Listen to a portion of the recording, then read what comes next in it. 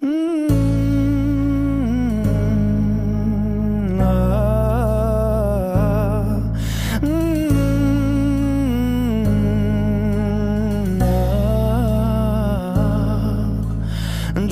এক পাহাড় অসহ্য বিচার, স্তব্ধ হয়েছিল তারা, ব্যস্ততা হাজার।